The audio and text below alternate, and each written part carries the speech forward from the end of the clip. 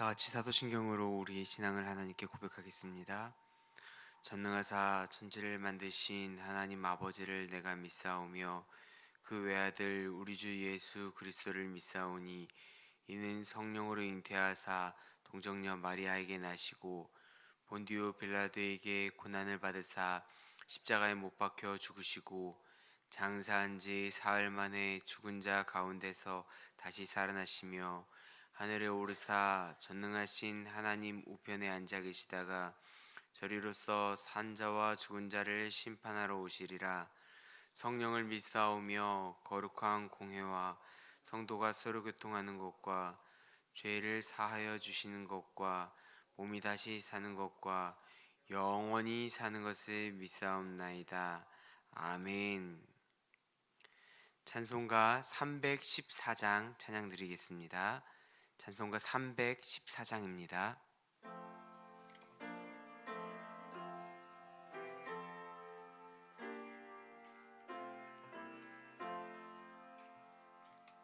내 구주 예수를 더욱 사랑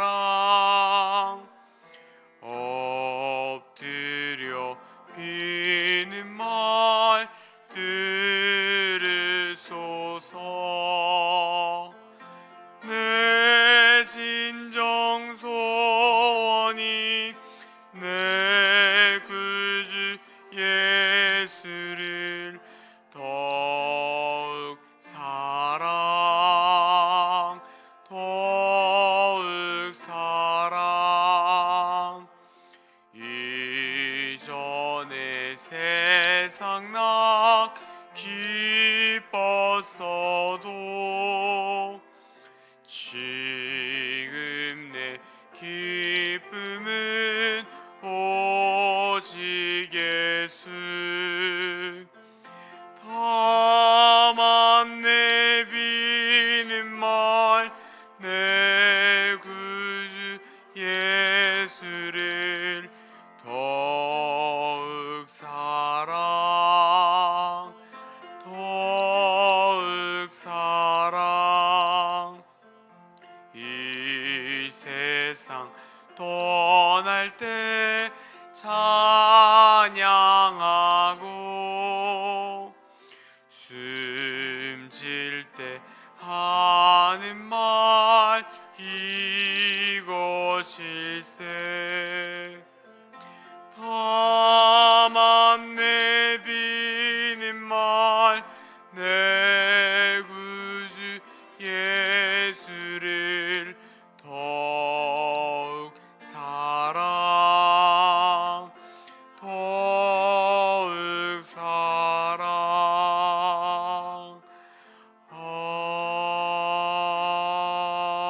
아멘. 오늘 함께 보실 하나님의 말씀은 에스겔 2장 3절부터 7절까지의 말씀입니다. 구약 성경 에스겔 2장 3절부터 7절까지의 말씀입니다.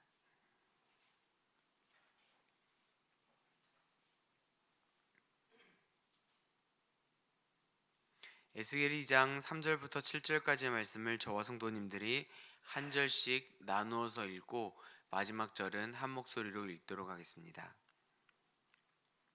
내게 이르시되 인자야, 내가 너를 이스라엘 자손 곧 패역한 백성 나를 배반하는 자에게 보내노라. 그들과 그 조상들이 내게 범죄하여 오늘까지 이르렀나니 이 자손은 얼굴이 뻔뻔하고 마음이 굳은 자니라. 내가 너를 그들에게 보내노니 너는 그들에게 이르기를 주 여호와의 말씀이 이러하시다 하라. 그들은 패역한 족속이라. 그들이 듣든지 아니 듣든지 그들 가운데에 선지자가 있음을 알지니라. 인자야, 너는 비록 가시와 찔레와 함께 있으며 정갈 가운데에 거주할지라도 그들을 두려워하지 말고 그들의 말을 두려워하지 말지어다. 그들은 패역한 족속이라도 그 말을 두려워하지 말며 그 얼굴을 무서워하지 말지어다. 같이 읽겠습니다. 그들은 심히 패역한 자라. 그들이 듣든지 아니 듣든지 너는 내 말로 고할지니라. 아멘. 새벽 예배에 나오시면서 5분의 성도님이 일점 번째 헌금을, 한 분의 성도님이 감사 헌금을 하나님께 올리셨습니다. 감사의 제목 같이 나누도록 하겠습니다. 하나님께서 다스리시고 주의 뜻을 행하심을 알게 하시오니 찬송과 영광이 주께 있나이다. 이 땅의 공의와 정의가 회복되는 것을 볼 줄로 믿고 감사드립니다. 아멘. 네, 성도님들 반갑습니다. 답답한 사람, 전라도 사람인데요. 전라도 말로 깝깝한 사람, 이런 사람을 말할 때 사용되는 말이 벽창호라는 말입니다. 이 벽창호라는 말은 원래 벽창우라는 말에서 유래되었다고 하는데요. 전라도가 전주와 나주, 경상도가 경주와 상주, 충청도가 충주와 청주, 강원도가 강릉과 원주라는 그 두 도시가 합쳐져서 이렇게 부르는 것처럼, 이 벽창우라고 하는 말은 그 평안남도에 있는 벽동이라는 지역과 창성이라는 지역을 합쳐서 벽창이라고 불렀고요. 그리고 벽창우라는 말은 이 벽동과 창성 지방에 있는 소들을 벽창우라고 말했다라고 합니다. 근데 이 지역의 소들은 유난히 크고 힘이 세고 또 성질이 굉장히 억센 그런 소들이어서 벽창우 하면은, 지금 우리가 말하는 벽창호라는 그런 말은 그 소들의 특징을 따서 그 고집이 세고 완고하고 우둔하며 말이 도무지 통하지 않은 그런 고집이 센 무뚝뚝한 사람을 뜻한다고 합니다. 우의독경이라는 말이 있습니다. 소 귀에 경읽기라는 말이죠. 아무리 일러주어도 아무리 알려줘도 알아듣지 못하는 아둔한 사람, 혹은 아무리 알려주어도 그것을 듣지 않는 관심 없는 사람을 뜻할 때 이런 우의독경, 소기에 경읽는 것 같다라고 이야기를 합니다. 이런 벽창호와 같은 사람, 소기에 경읽는 것 같은 그런 사람에게 우리 성도님들이 무언가를 계속 전해야 된다라고 하면 우리 성도님들의 마음은 어떠실 것 같습니까? 굉장히 힘들 것 같습니다. 답답할 것 같습니다. 그런데 오늘 본문에 나오는 이스라엘 백성들이 바로 벽창호와 같은 사람이었습니다. 그들은 오늘 본문의 설명을 보면 패역한 사람, 뻔뻔하고 마음이 굳은 사람이었습니다. 하나님을 배반한 자였고 은혜를 알지 못한 사람이었습니다. 아무리 좋은 것을 주어도 그것에 대해서 감사할 줄 못하고 배은망덕, 하나님께 도리어 하나님을 더 원망하고 하나님을 떠나 살던 사람들, 덤벼들던 사람들, 적반하장하던 이런 사람들이 바로 이스라엘 사람입니다. 하나님은 오늘 에스겔을 이런 사람들에게 보내고 계십니다. 한쪽 귀로 듣고 또 다른 한쪽 귀로 흘려듣는 사람들에게 말한다라는 것은, 그런 이야기를 하면 할수록 전하는 사람에게 남는 것은 실망과 좌절뿐입니다. 낯선 곳에서 낯선 사람들과 낯선 문화에서 소통을 하시는 선교사님들이 대표적으로 이런 경험들을 많이 하실 것 같습니다.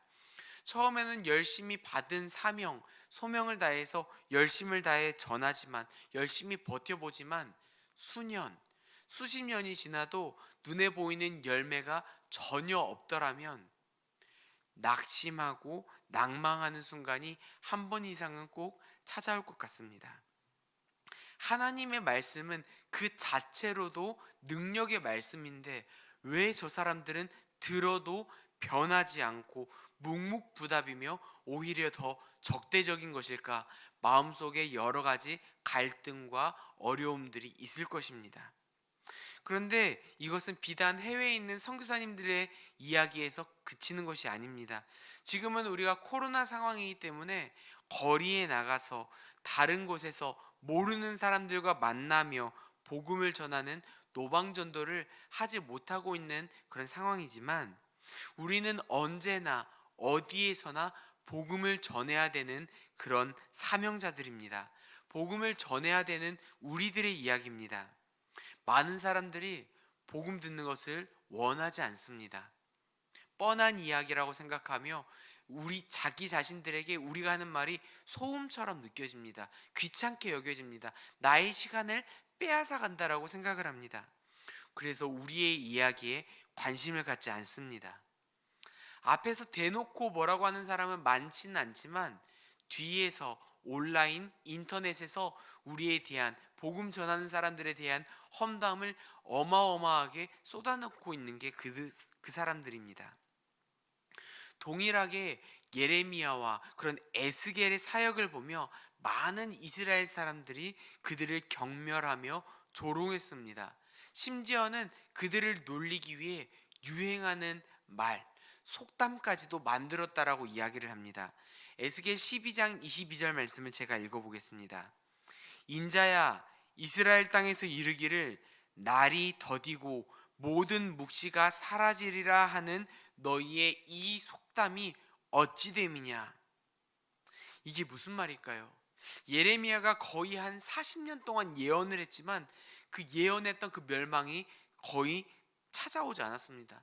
40년이라는 그 시간 동안 올 것처럼 이야기를 하는데 시간이 지나도 그 멸망이 바로 오지 않았습니다. 우리도 지금 종말의 시대에 살고 있습니다. 종말이라고 이야기를 합니다. 그런데 이 종말이 선포되었던 때가 언제입니까? 바로 2000년 전이었습니다. 아직도 이루어지지 않았습니다. 종말이 온다라고 예수님께서 말씀해 주셨는데 그 시간이 지금 종말의 때다, 이제 마지막 때가 다가오고 있다 하는데 2000년이 지나도 아직 이루어지지 않았습니다. 꽤 긴 시간, 꽤가 아니죠. 어마어마하게 긴 시간 동안 지속되고 있습니다. 그렇기 때문에 사람들은 이야기합니다. 너희가 말한 그 날이 도대체 언제 오는데? 쓸모없는 계시, 예언 이제 다 집어치워라. 이제 너희를 믿을 수 없다. 이젠 그 모든 것들이 다 헛것으로 다 알고 있으니까 그 모든 묵시, 너희가 말한 모든 계시들은 다 사라질 것이다. 이게 그들 사이에 하나의 속담처럼 익숙하게 사용되고 있다는 것입니다. 사랑하는 성도님들, 우리가 살아가는 현실이 바로 이렇습니다.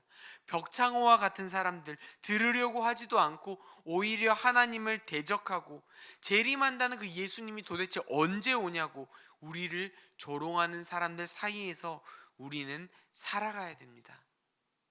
그들과 함께 살면서 그들에게 복음을 전해야 한다는 것이죠. 이런 사람들에게 복음을 전하는 것 참 어렵습니다. 안 듣기로 작정을 하고 귀를 막아버린 그 사람들에게 우리가 무언가 희망을 가지고 이 사람들이 내가 말을 전했을 때 듣겠지, 그런 희망을 가지고 복음을 전한다는 게 참 어렵습니다. 의미가 없는 일인 것처럼 느껴집니다. 그런데요, 유행가 중에 지나간 것은 지나간 대로 그런 의미가 있다라는 노래 가사가 있습니다. 그처럼 아무 의미가 없는 것처럼 보이는, 속 위에 경전을 읽는 것처럼 보이는 우리의 행동에도 의미가 있습니다. 우리는 지금 의미를 발견하지 못하고 의미를 잘 알지 못하지만 그 안에 의미가 있다라는 것입니다. 우리 5절 말씀, 오늘 본문 5절 말씀을 같이 읽어보도록 하겠습니다. 5절을 읽겠습니다. 그들은 패역한 족속이라. 그들이 듣든지 아니 듣든지 그들 가운데에 선지자가 있음을 알지니라. 아멘. 7절도 한번 읽어볼까요? 7절입니다. 그들은 심히 패역한 자라. 그들이 듣든지 아니 듣든지 너는 내 말로 고할지어다. 아멘. 우리가 생각했을 때는 듣지도 않을 거 왜 수고스럽게 이야기를 해야 되는 겁니까? 이렇게 말할 수 있습니다. 요나가 생각했던 것처럼요. 그런데요, 우리의 선포는 의미가 있습니다. 요나의 경우에서도 요나가 생각했을 땐 저 원수 같은 사람들, 그 니느웨 아수르 사람들에게 아무리 전해도 그들은 듣지 않을 겁니다. 하나님, 저 사람들은 우리 선지자들이 많이 전했지만 듣지 않는 사람이었습니다. 만약에 그 듣지 않는 사람들이 들어서 회개하는 것도 저는 마음에 안 들어요. 근데 그 사람들 듣지 않잖아요. 듣지 않는 사람들에 굳이 왜 우리가 가서 열심히 전해야 됩니까? 안 할랍니다. 했던 게 요나였습니다. 하지만 하나님은 이 요나라는 사람을 통해서 요나가 그 사흘 동안 돌아가야 될 그 니느웨 성읍을 하루 동안만 돌아다니면서 말씀을 전했지만 그 땅에 있는 모든 사람들, 왕부터 모든 시민들까지 다 회개했던 것처럼 그 니느웨 사람들의 그 벽창호와 같이 속 위에 경 있는 것 같이 닫혀 있던 그들의 귀가 열리게 되는 은혜를 맛보는 그런 놀라운 의미가 있을 수 있다라는 것이죠. 우리가 잘 아는 또 다른 이야기가 있습니다. 모세와 아론에게 하나님께서 모세와 아론에게 바로에게 가라고 이야기를 하십니다. 그런데 가라고 이야기하실 때 하나님은 먼저 이야기하셨어요. 바로의 마음과 신하들의 마음을 내가 완고하게 완강하게 해서 그들이 말을 듣지 않을 것이다 이야기합니다. 그러면서도 하나님은 보내세요. 하나님 가서 말을 해도 안 듣는다면서요. 근데 왜 보내세요? 저희 뭐 똥개 훈련 시키시는 겁니까?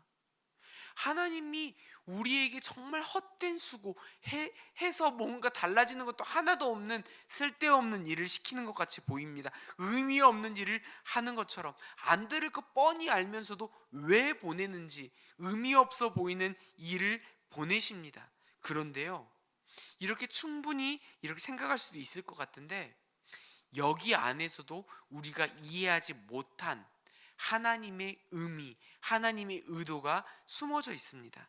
출애굽기 10장 1절 2절 말씀을 제가 읽어보겠습니다. 여호와께서 모세에게 이르시되 바로에게로 들어가라. 내가 그의 마음과 그의 신하들의 마음을 완강하게 함은 나의 표징을 그들에게 보이기 위함이며 내가 애굽에서 행한 일들 곧 내가 그들 가운데에서 행한 표징을 내 아들과 내 자손들의 귀에 전하게 위함이라. 너희는 내가 여호와인 줄 알리라. 하나님이 바로와 그 신하들의 마음을 꽁꽁 묶어놓고 절대로 듣고 회개하지 않고 막아놓은 상태에서 보내신 이유가 무엇입니까? 애굽 사람들에게 하나님의 그 놀라운 표징이 무엇인지, 하나님이 어떤 분이신지 그들에게 알게 하기 위함이 첫 번째였고요. 두 번째로는 그 일을 통해서 이 이스라엘 백성들 출애굽시킬 그 모세와 그의 자손, 그들과 함께할 모든 사람들에게 내가 여호와라는 것을 알게 하기 위한 하나님만의 의도, 하나님만의 큰 그림이 있었다라는 것입니다. 성도님들, 의미 없어 보이는 답답한 상황, 그런 삶 속에서 살고 계십니까? 삶에서 복음을 증거한다라는 것에 대한 어려움과 막막함을 느끼고 계십니까? 의미가 없는 것 같지만 하나님은 의미를 가지고 계십니다. 우리는 이것을 분명하게 선명하게 명확하게 알 수 없지만 하나님은 분명히 큰 계획, 큰 그림을 그리고 계신다는 것입니다. 이럴 때일수록 의미 없어 보이는 일 가운데서도 큰 계획과 의미를 가지고 있는 하나님을 신뢰하며 의지하며 그저 듣든지 아니 듣든지 하나님이 시키시는 대로 순종하며 살아가시는 성도님들 되시기를 주님의 이름으로 축복합니다. 하나님께서 이루실 것입니다. 하나님께서 성취하실 것입니다. 하나님의 때가 언제 오는지 막막하고 답답할 때 에스겔 12장 28절 나의 말이 하나도 다시는 더디지 아니할지니 내가 한 말이 이루어지리라 하신 말씀을 기억하시며 삶 속에서 늘 언제나 전도자의 삶을 품고 지치지 않고 복음 전달의 사명을 온전히 준행하시는 모든 성도님들, 여기 모인 모든 성도님들, 영상으로 예배드리는 모든 성도님들 되시기를 주님의 이름으로 간절히 축원합니다. 기도하도록 하겠습니다. 사랑하는 하나님 아버지, 우리가 복음을 증거하는 삶을 살아가면서 전하려 하면은 참 많이 답답할 때가 있습니다. 소 귀에 경 읽는 것처럼, 벽창호와 같은 사람들에게 말하는 것처럼, 우리의 말이 한 귀로 듣고 한 귀로 흘러가는 것처럼 느껴질 때가 있습니다. 하나님, 답답하고 어려운 일이 있더라도 우리는 듣든지 아니 듣든지 하나님의 순종하는 대로 따라 살아갈 수 있도록 도와주시옵소서. 우리가 생각했을 때는 아무런 의미 없어 보이는 그런 상황이더라도 하나님은 그 가운데 의미를 만드시고 큰 그림과 큰 계획 가운데서 우리를 선하게 사용하실 줄로 믿사오니, 하나님, 우리를 하나의 도구로 사용하여 주시옵소서. 우리를 도구로 사용하여서 하나님의 큰 그림을 이루어 주시옵소서. 감사드리오며 살아계신 예수님 이름으로 기도하옵나이다. 아멘. 하늘에 계신 우리 아버지여, 이름이 거룩히 여김을 받으시오며 나라의 임하옵시며 뜻이 하늘에서 이룬 것 같이 땅에서도 이루어지이다. 오늘날 우리에게 일용할 양식을 주옵시고 우리가 우리에게 죄 지은 자를 사하여 준 것 같이 우리 죄를 사하여 주옵시고 우리를 시험에 들게 하지 마옵시고 다만 악에서 구하옵소서. 대개 나라와 권세와 영광이 아버지께 영원히 있사옵나이다. 아멘. 이 시간 공동체의 기도 제목으로 같이 합심하여 기도하신 후 개인 기도 제목으로 계속 기도를 이어가겠습니다. 먼저는 이제 곧 있을 특별 새벽 예배에 참석을 기도로 준비하며 우리가 믿음으로 돌아가자라는 그 마음을 가지고 영적 백신, 기도 백신을 맞으며 우리가 하나님 앞에 나아가는 그런 하반기가 될 수 있도록 같이 기도로 함께 하셨으면 좋겠습니다. 그리고 우리 자신과 우리의 가족들의 신앙 경건을 예배와 말씀을 통해 유지할 수 있도록 도와주시라고 하나님께 기도했으면 좋겠습니다. 그리고 여러 가지 사정으로 고통당하는 성도님들을 회복시켜 주시며 특별히 코로나 때문에 괴로워하는 우리 성도님들, 그리고 경제적인 어려움들, 생업의 힘듦으로 괴로워하는 그 모든 분들에게 하나님께서 위로하여 주시고 해결책이 되어 주시고 우리의 피할 방패가 되어 주시라고 기도했으면 좋겠습니다. 마지막으로는 담임 목사님과 후임 목사님, 그리고 당의 장로님들과 그리고 교육자들이 한 마음과 한 뜻으로 성령님이 주시는 지혜로 모든 것들을 잘 감당할 수 있도록 도와주시라고 같이 기도해 주시고 우리 각자의 기도 제목으로 계속 기도를 이어가도록 하겠습니다. 기도하시겠습니다. 사랑하는 주님,